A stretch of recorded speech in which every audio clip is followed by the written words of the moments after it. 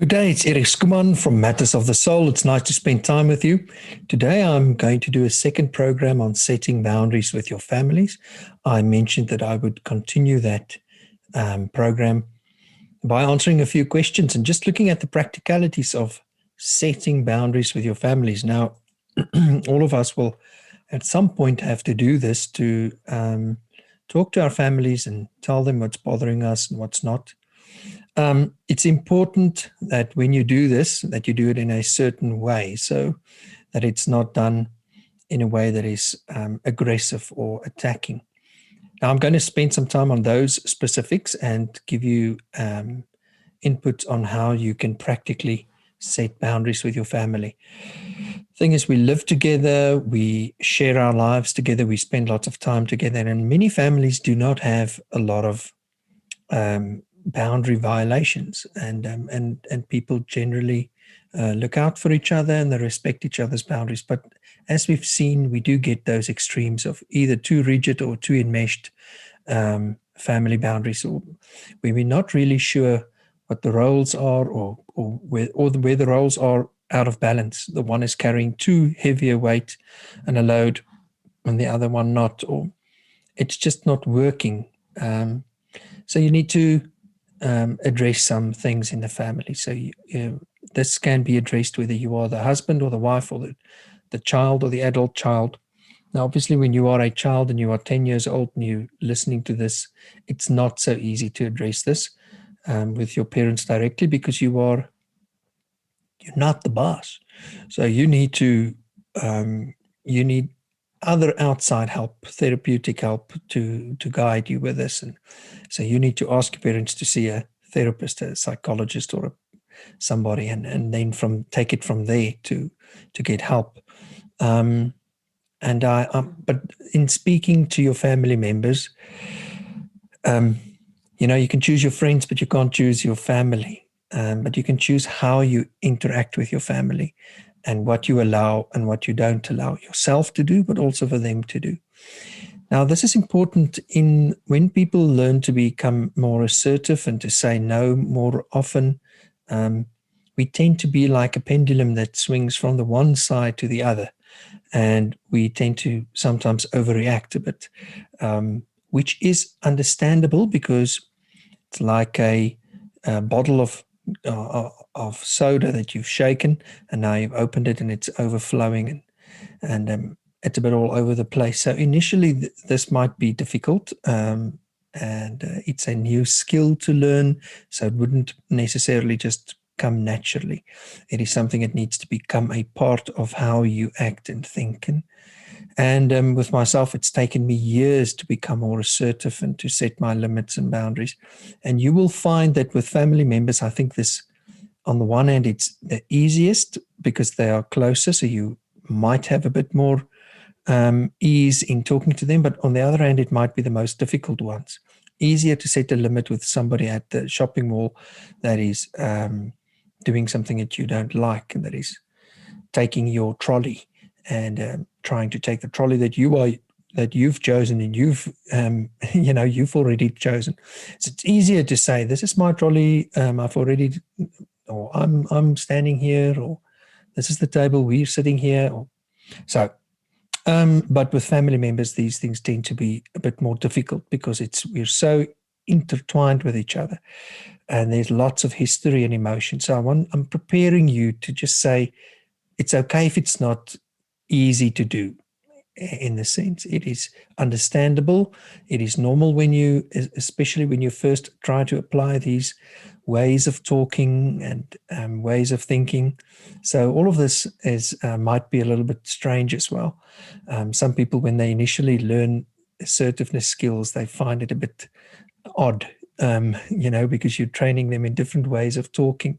So initially, this will be difficult, but it's like riding a bicycle. If you're learning that process, then you start to learn the process slowly but surely, and it becomes a bit more easier. And later on, you develop your own style of assertiveness. So that's lekker. Okay, so in setting a boundary with your family, this being close, I think the most difficult one would be with your marital partner, or with for a child with their parents if they are young adults and they need to set a limit with their parents. I think that's also a difficult one. For you first of all need to identify the symptoms. So you need to figure out what is bothering you, what are they doing, and how is it making you feel. Um, are they walking into your room when you are dressing and undressing without knocking? Sounds silly, but these things happen, and that's a boundary violation because they are not respecting your privacy. And it's not like you are chasing them out of the room forever or saying, this is private property, a crocodile will bite you if you come in here, like the young children do.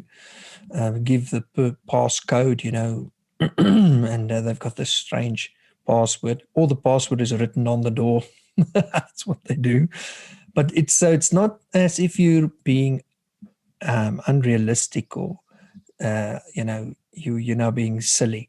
It is important for you to know that the boundary that you want to set is something that is reasonable.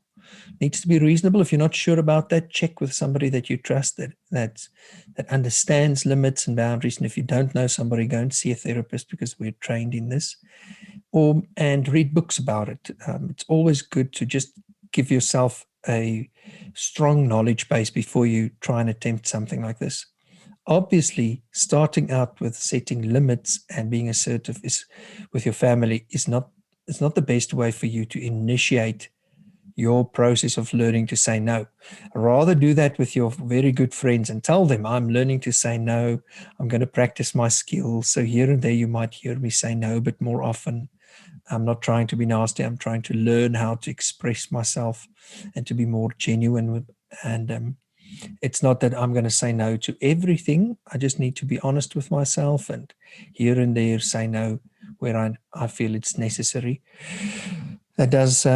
So it's important to practice on safe people and then get lots of guidance and knowledge before you address abusive situations. Now, that's for us another program. You can check out the boundaries and abuse. But just with normal family stuff, it's important to first of all figure out what is wrong. What are you feeling? We call it, what is your subjective experience? What do you feel? What can you make a link as to what they're doing and why it's bothering you and what's the effect on you? And then try and see if there's any role that you're playing in this. Are you not closing your door? Are you not announcing, listen, I'm going to, and I would like you to knock first before you come into my room, because I'm undressing. Would you please do that?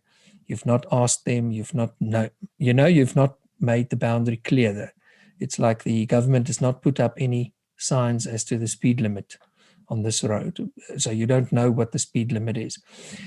So first of all, you need to check, have I communicated this boundary? Have I requested them to do something or not? So if they've not done that, do that first. And once you've done that, the second part would be, okay, if they then violate that request, then you have something to fall back onto because now you've requested something. Now, obviously, this becomes difficult where the specifics are involved. Every situation is specific and it's detailed, and it's not so easy to just apply these things more, like a cookie cutter, or this is how you do it in exact fashion in that situation. So you do need additional information and inputs from somebody if it's a really tricky one, especially if it crosses sexual boundaries. Then you definitely need professional guidance, and if it crosses physical boundaries, so it's important. So then once you know what is bothering you, and you have communicated your dislike or your want or your need, then you also need to figure out what exactly is it that you would like to ask them to do or not to do. So you've now figured that out. Then what you also need to keep in mind is to address one boundary at a time. You don't want to set 17 boundaries all at once.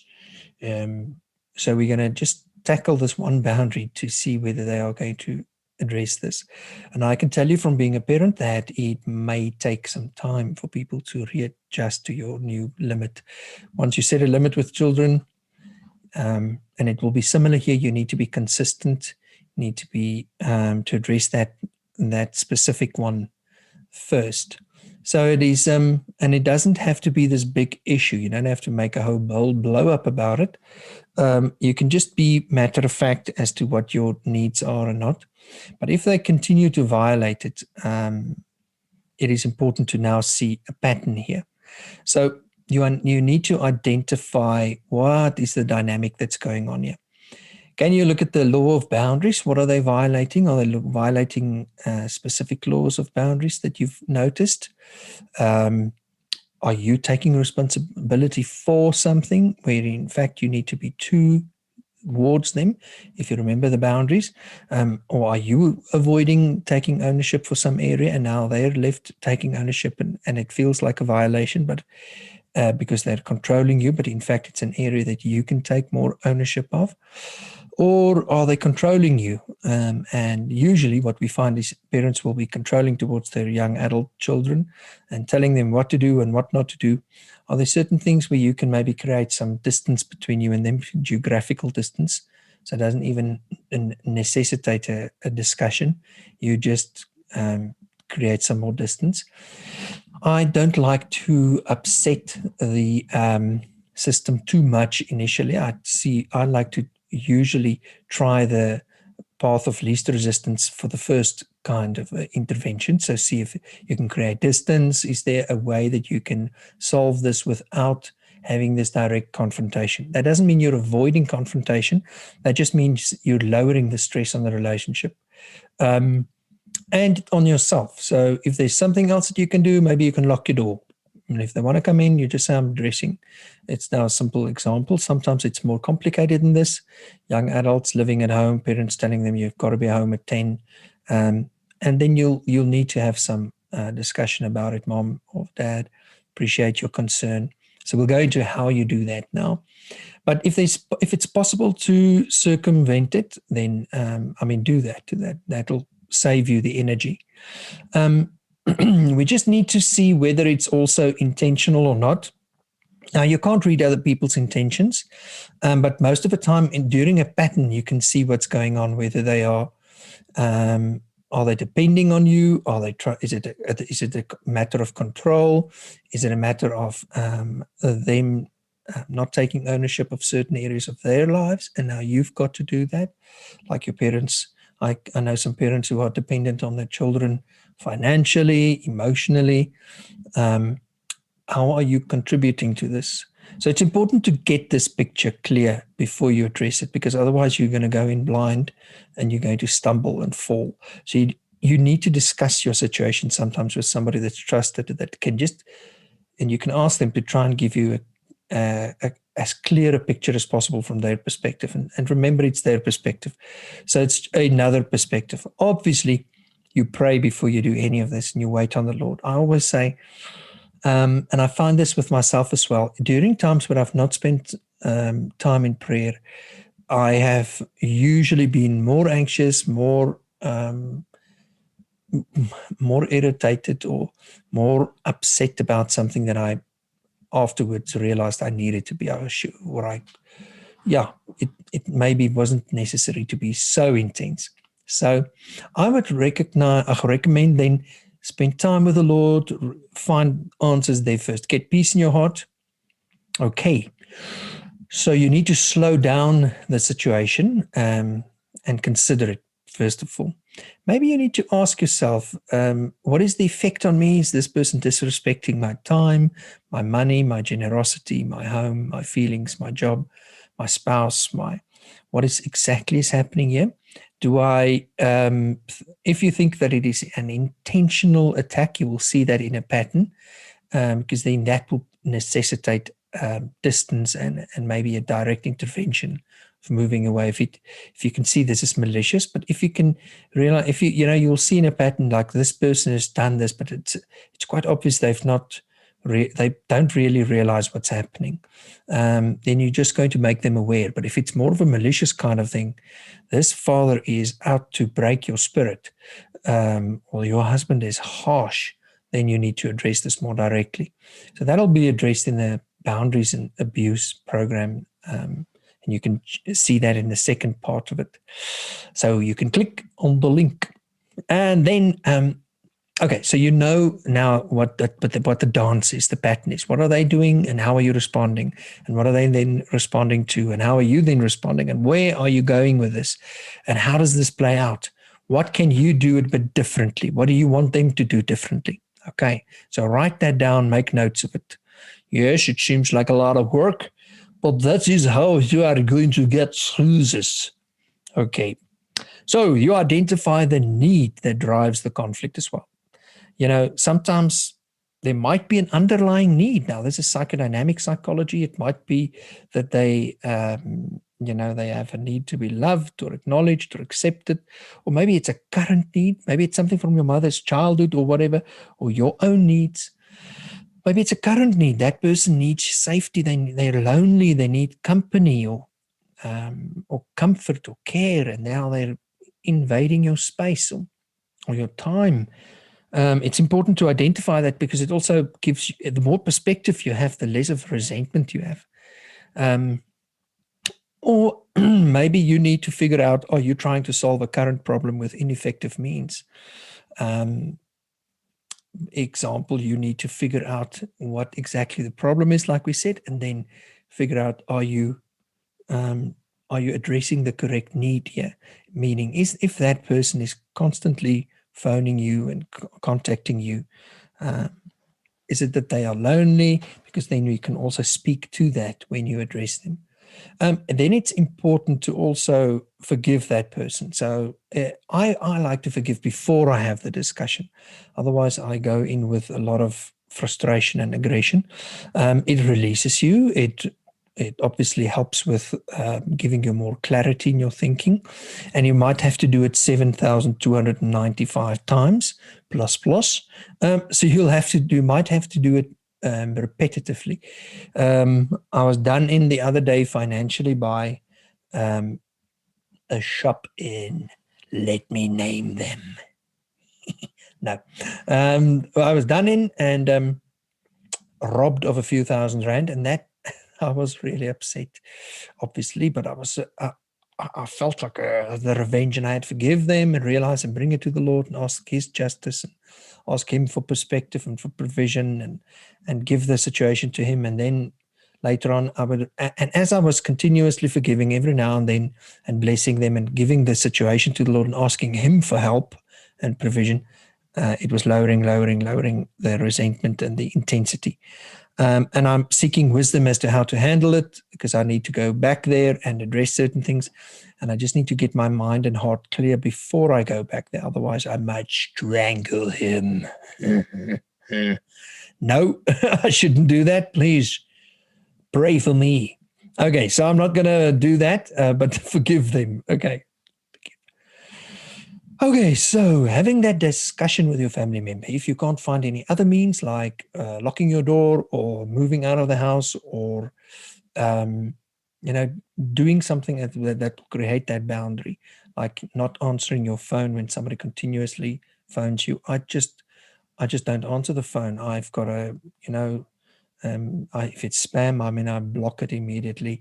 If I'm not available, I don't answer the phone. It's like a simple kind of boundary that you set with a family member. And if they escalate and they escalate, yeah, no, I know that. A daughter told me her mother would, later on, she would threaten with suicide if she's not going to phone her or throw all these angry faces and stuff.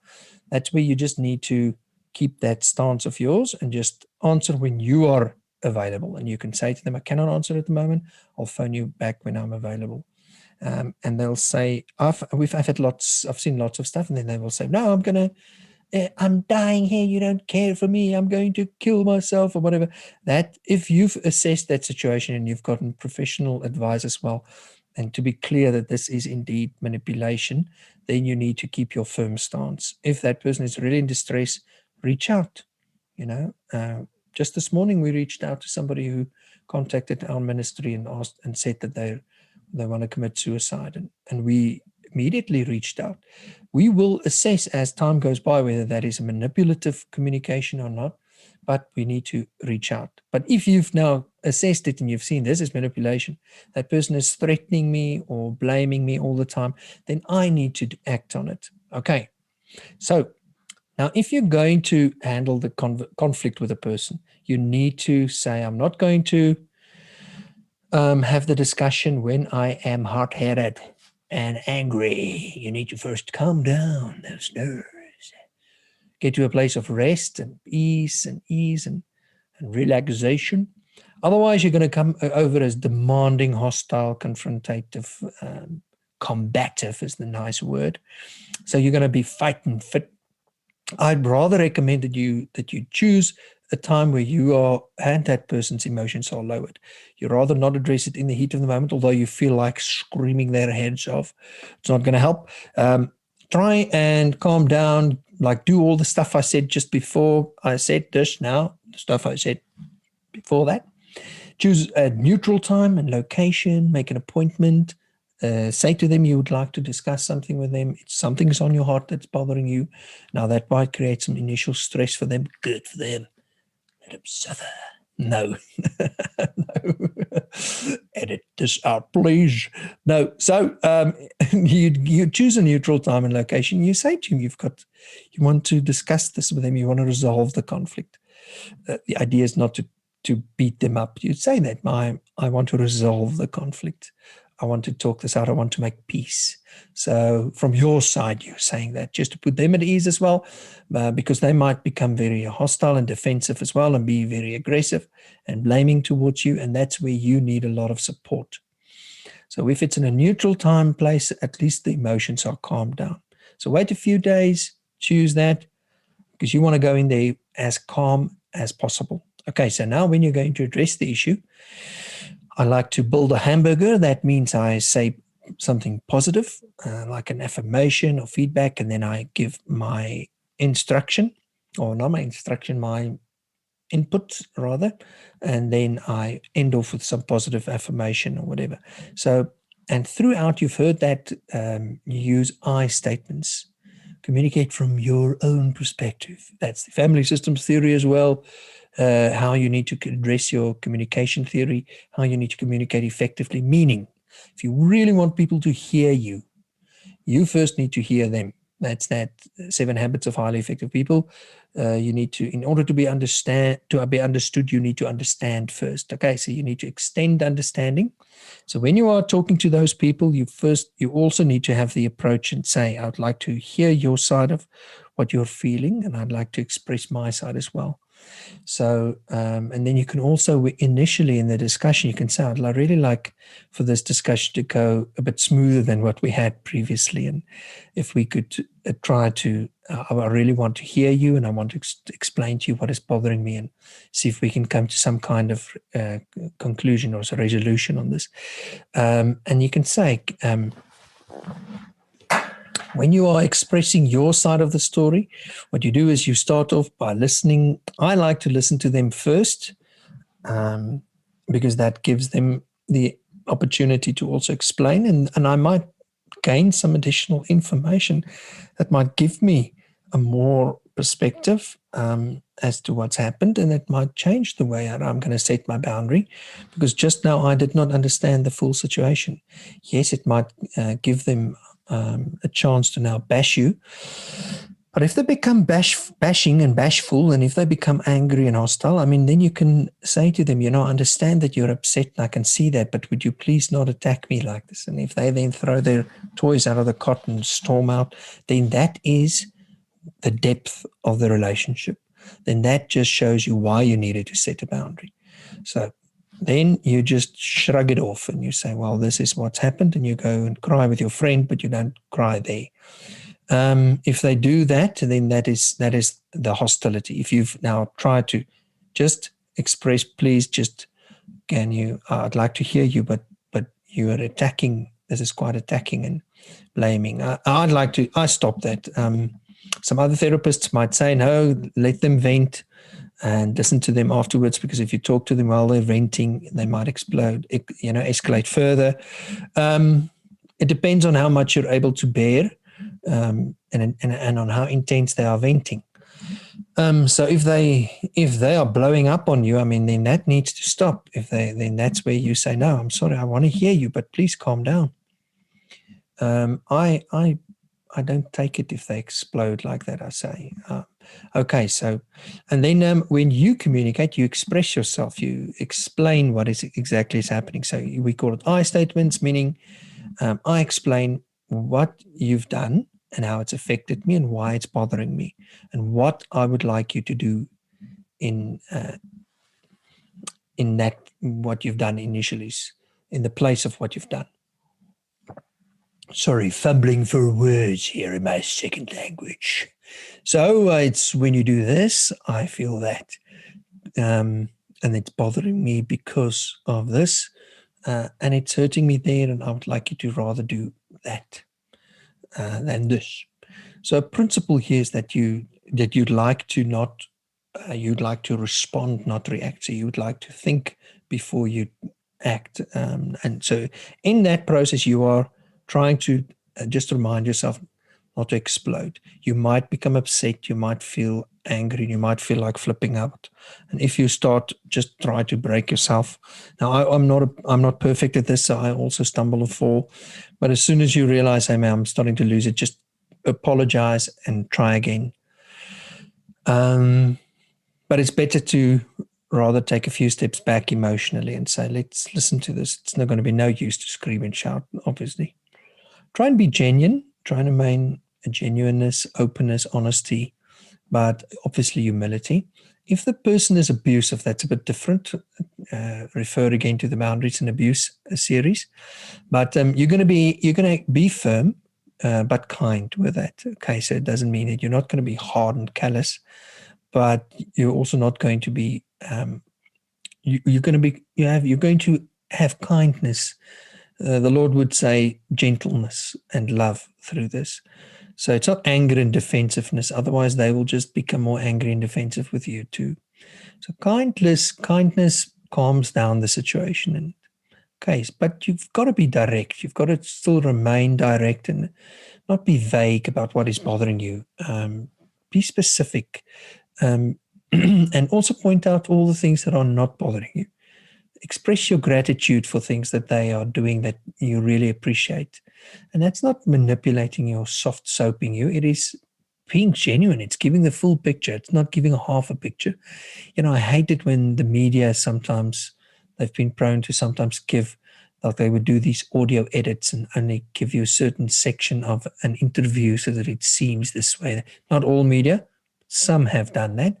And I mean, that's just giving you half a picture, isn't it? Because now you don't have the full picture, so you can't really take in the whole explanation and then build your own picture from there. So you are giving them your thoughts on this. So everything's not bad. Some things are great, but some things are really bad, and you're addressing those.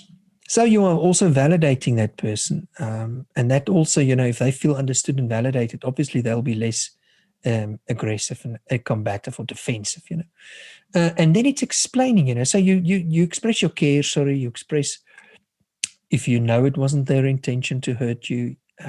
Say that, all those things, and express to them how much you appreciate them, and then and then be clear about what you'd like them not to do or to do what else you'd like them to do. Especially like some of the examples in my practice that I've seen will be a young mother taking a child to her mother, and her mother giving that child unhealthy food to eat. And it's now, okay, there you need to evaluate, am I being unreasonable? How often does this happen? If my child goes to my mother every day, and I've asked her about this diet, the specific requirements of what I'd like her to give the child, if she's breaking out of that, or is she breaking out of it a little bit, it's reasonable, or am I being overly rigid, or is this really becoming a problem in for the health of my child?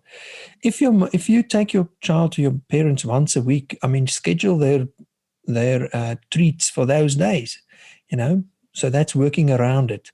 But if your mother is part of your daycare plan, and that is and she's spoiling your child every day with unhealthy treats, then it's good to have a discussion about this and explain to her, I know you love us and you love her, but would you please do this? And if she continues to do that, then that's where we need to escalate the discussion to say, Mum, I've discussed this with you, and I have no problem if you treat her over the weekends or on Wednesdays. In our house, we have Wednesdays as a treat day, and then over the weekends, they can have a treat every day, Saturday and Sunday, one treat.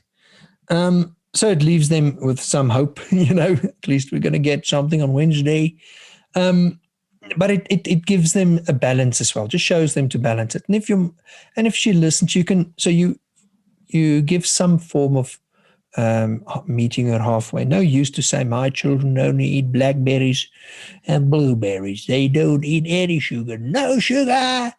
No, I mean, some people do that. Take your child to Iceland and go and lock them up somewhere there and feed them blueberries and blackberries.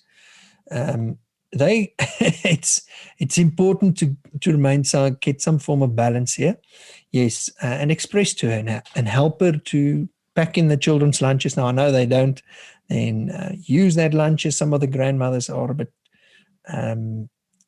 passive aggressive. They won't now. They won't use it. Oh no, they didn't eat that. But then you hear they ate pie. So okay. So it can be difficult, but then you need to become more clearer, Mum. I need you. I'd like to ask you to help me with this, but how am I going to address this with you? What should I do now? And say, Mom, I know you love to treat them and you want to show them that you love them, but how can we do this a bit differently? Can you also show them by maybe giving them, and then give her an alternative, maybe taking them to the zoo or taking them to the movies or giving this to them or that to them. Say to her, would you give this treat today? And what would you like to give them? And let's give this on Sunday or something like that. So you meet her halfway. If she continues to do that, then you say to her, I don't really know what else to ask you. I'm left with frustration and my options are limited and I don't want to stop bringing them to you because I also need you, but I don't know what else to do. This is necessitating me to now make some other major plan and I don't want to. And then if she still doesn't listen, then you take them away. You say to her, like, I don't know what else to do now, Mom. I have to find other daycare because you're not, I'm not being heard here. So it makes sense, Latman. Okay, so it's important for you as you're learning to set boundaries here that you also need to make sure that you do from your side to do whatever is necessary to help resolve it. And it's important to remember that you may say no. It's important to remember that you may say no. You may have needs and you may stand up for your needs. It doesn't mean that other people the same goes for them. They may also say yes and no, and they may also have needs and express them. And you both have that right and responsibility to express your needs. And yes, the Lord wants us to love people and love them unconditionally. And that's why you are addressing this with so much care and thought. That goes into how you're going to apply this. You're not just screaming and shouting at people and, bashing their emotional boundaries because you are being violated. I hate it when people go and they're like, well, you hurt me. And they go and throw this huge tantrum in the streets, Oh, goodness. Okay. Any case, so it's important to just understand that you don't have to withdraw into fear and say, but other people should I just say yes, it's easier. So it's going to address your own fears of confrontation. But you'll find that as soon as you start to develop this skill, your confidence will grow. Important to also seek out people that value you and to work on your own respecting of other people's no's, because that will also validate boundaries for you. Because now I'm also looking out for other people's no's and I'm trying to reach win-wins with other people. And I'm trying to sometimes choose to say, yes, I want to do this. And that yes is a very liberating yes. I remember now recently, as soon as I'm starting to take ownership for my own boundaries, now I'm going to act and not. It was so nice that there where I wanted to give, I would say, yes, I want to give here. Oh, and I find myself giving with all of my heart. It was so lekker. So you start with close friends and remember, as you're addressing this with people, try to have grace with them as well, because they're also relearning now. They where your limits are, and you can not some people are really narcissistic, self-centered, and in a sense, cruel and whatever. And with those people, I mean, that's abusive. That's, again, the abuse situation. But with most people, you need to keep your expectations realistic. So some people might struggle to hear your no. I mean, some people patronize you once you start saying no, or they blame you with that old simple one. Oh, you're being so defensive or oversensitive about this. You are making too much of this. Then you can ask them, how can I meet you in the middle?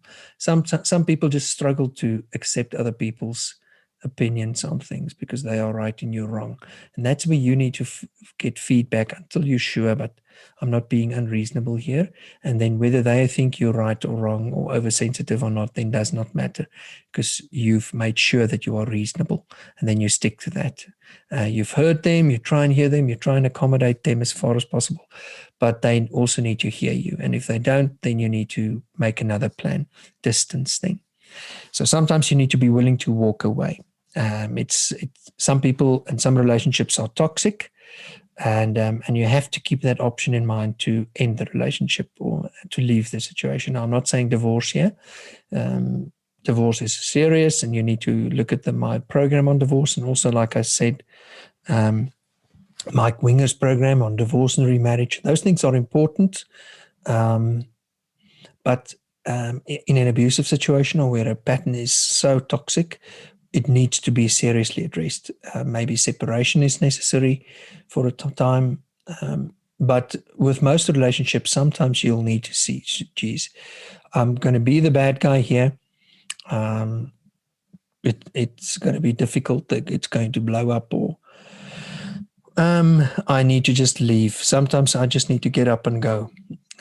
Sometimes you just you'll find that saying your no, and if it's not recognized or respected, that shows you what the relationship's really about. And if you've really tried from your side to address it with care and kindness and properly and honestly, and that person still refuses your no, then that means distance is then the next step in that.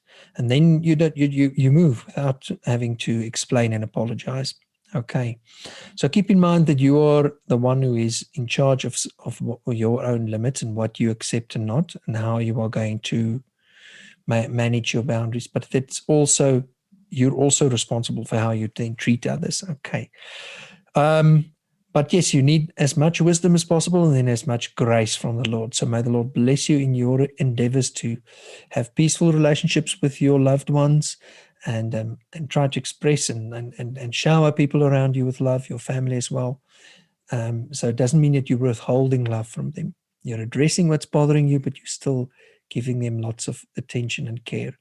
And if a pattern persists and it escalates and it becomes really hurtful and harmful, seek professional help then.